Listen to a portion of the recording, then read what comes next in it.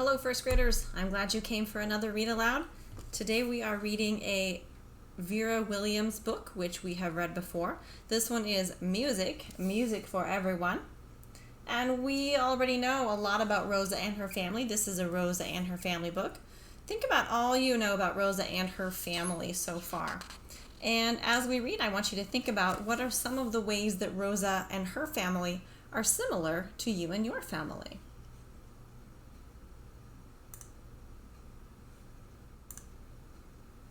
Music for Everyone by Vera B. Williams.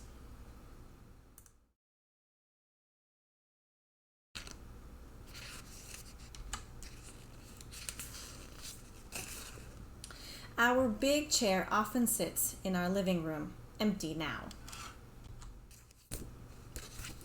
When I first got my accordion, Grandma and Mama used to sit in that chair together to listen to me practice. And every day after school, while Mama was at her job at the diner, Grandma would be sitting in the chair by the window. Even if it was snowing big flakes down on her hair, she would lean way out to call, "Hurry up, pussycat! I've got something nice for you."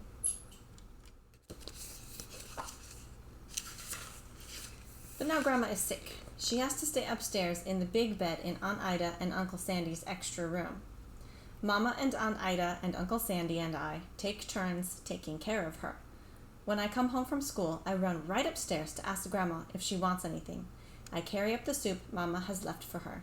I water her plants and report if the Christmas cactus has any flowers yet. Then I sit on her bed and tell her about everything.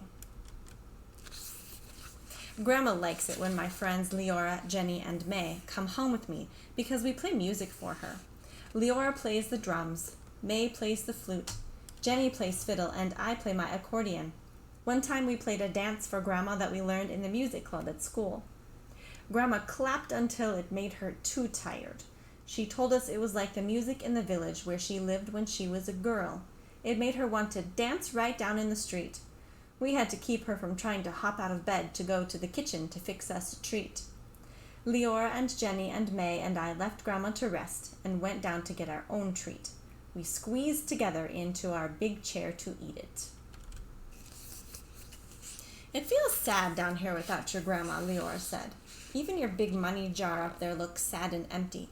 Remember how it was full to the top and I couldn't even lift it when we bought the chair for my mother?" I said. "And remember how it was more than half full when you got your accordion?" Jenny said. "I bet it's empty now because your mother has to spend all her money to take care of Grandma until she gets better. That's how it was when my father had his accident and couldn't go to work for a long time," May said. May had a dime in her pocket, and she dropped it into the jar. "That will make it a little fuller anyway," she said as she went home. But after Jenny and Leora and May went home, our jar looked even emptier to me. I wondered how we would ever be able to fill it up again while Grandma was sick. I wondered when Grandma would be able to come downstairs again. Even our beautiful chair with roses all over it seemed empty with just me in the corner of it. The whole house seemed so empty and so quiet. I got out my accordion and started to play.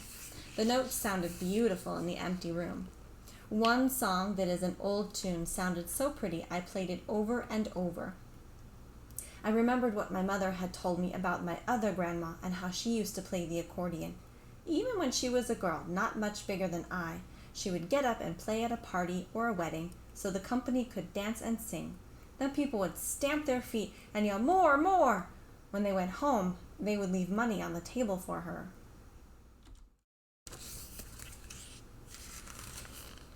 That's how I got my idea for how I could fill up the jar again. I ran right upstairs. "Grandma," I whispered. "Grandma." "Is that you, pussycat?" She answered in a sleepy voice. "I was just having such a nice dream about you. Then I woke up and heard you playing that beautiful old song. Come, sit here and brush my hair." I brushed Grandma's hair and told her my whole idea. She thought it was a great idea. "But tell the truth, Grandma," I begged her. "Do you think kids could really do that?" "I think you and Jenny and Leora and May could do it. No question at all," she answered. "Only don't wait a minute to talk to them about it. Go call and ask them now." and that was how the Oak Street Band got started.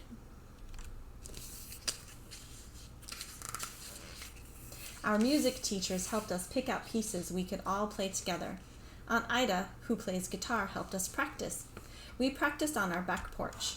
One day, our neighbor leaned out his window in his pajamas and yelled, "Listen, kids, you sound great, but give me a break. I work at night. I've got to get some sleep in the daytime." After that, we practiced inside. Grandma said it was helping her get better faster than anything. At last, my accordion teacher said we sounded very good. Uncle Sandy said so too. Aunt Ida and Grandma said we were terrific. Mama said she thought anyone would be glad to have us play for them. It was Leora's mother who gave us our first job. She asked us to come and play at a party for Leora's great-grandmother and great-grandfather. It was going to be a special anniversary for them. It was 50 years ago on that day they first opened their market on our corner. Now Leora's mother takes care of the market. She always plays the radio loud while she works, but for the party, she said there just had to be live music. All of Leora's aunts and uncles and cousins came to the party. Lots of people from our block came too. Mama and Aunt Ida and Uncle Sandy walked down from our house very slowly with Grandma. It was Grandma's first big day out.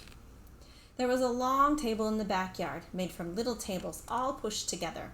It was covered with so many big dishes of food you could hardly see the tablecloth, but I was too excited to eat anything.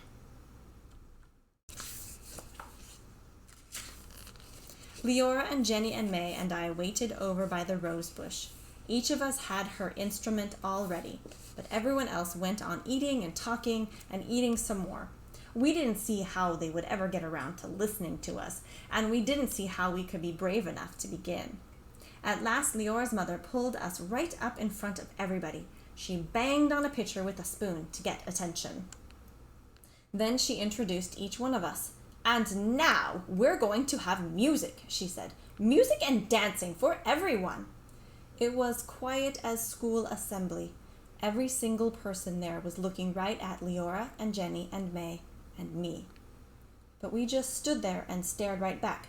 Then I heard my grandma whisper, "Play, pussycat. Play anything, just like you used to play for me." I put my fingers on the keys and buttons of my accordion.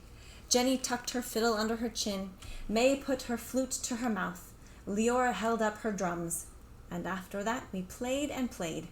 We made mistakes, but we played like a real band. The little lanterns came on. Everyone danced.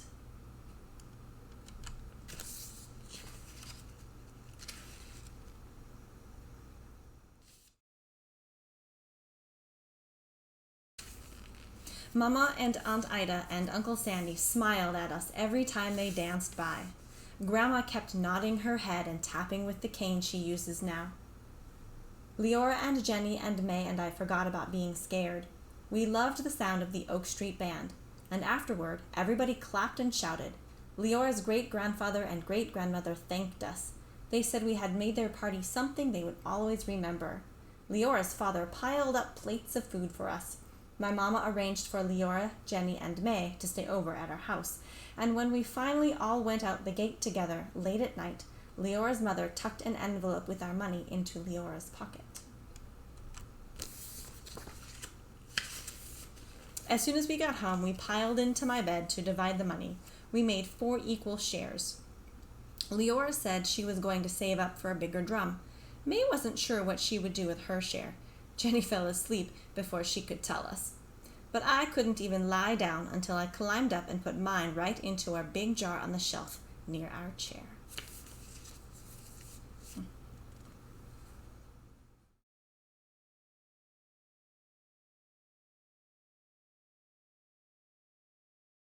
Okay, first graders, I'm so glad you came today.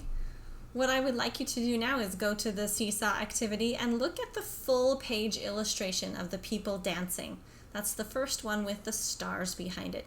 Tell me what you think about it. I can't wait to hear your thoughts. I'll see you another day, first graders.